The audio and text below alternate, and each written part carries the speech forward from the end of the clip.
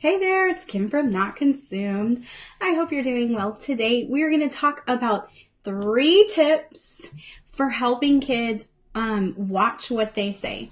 So if your kids always say the right things and you never feel like, oh my goodness, I can't believe he just said that, then tune out.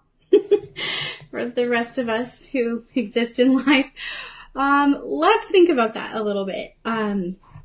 So the reason I want to talk about this today is because, as you know, children and adults, but sometimes we don't want to admit that, have a lot of trouble controlling our mouths.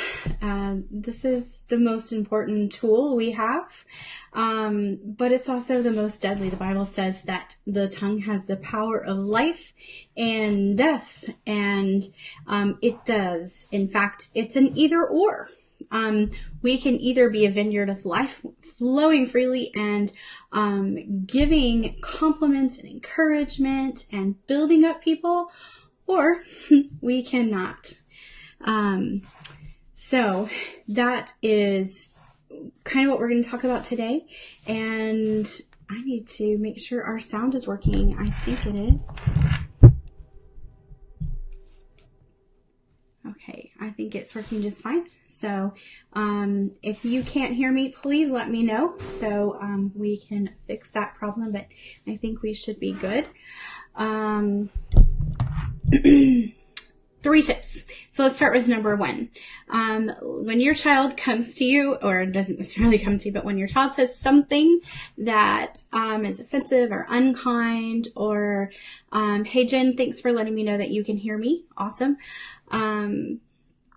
So when your child says something offensive, unkind, disrespectful, it can be anything. I'm going to teach you 3 simple things to do to fix it. So the first thing that I do is I ask for a redo. I don't know about you, but I talk a lot, like a lot, and I say a lot, and that means that I say a lot of stupid things. It's part of opening your mouth. The Bible says the fools talk a lot. And, that's true. I don't want to admit that any more than you do, trust me. But the more we talk, the more likely we are to say things that are offensive or unkind or disrespectful or not the right thing to say, right? So in training your kids, the first thing we have to do is give them a remake, give them a redo. So I say this simple phrase. Would you like to say that again? That's a clue to them. What I just said wasn't okay. Sometimes we don't know that. Sometimes it takes, even as an adult, it takes practice. As you say something and you're like, oh, I shouldn't have said that. Sometimes we don't always notice that. Sometimes it's the look on the other person's face that clues us in. Oh, wait a minute.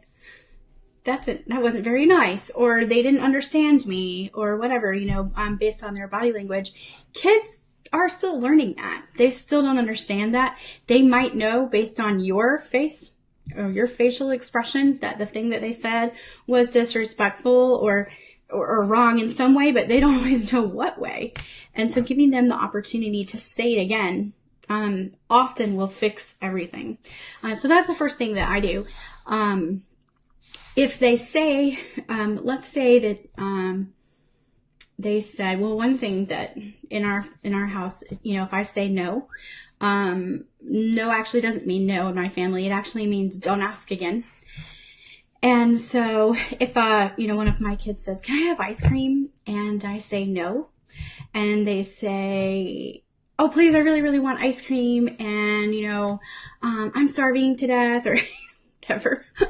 I haven't had dessert in a week, or I don't know. You just come up with whatever reasons that they are, trying to get ice cream out of me. I will then say, would you like to say that again?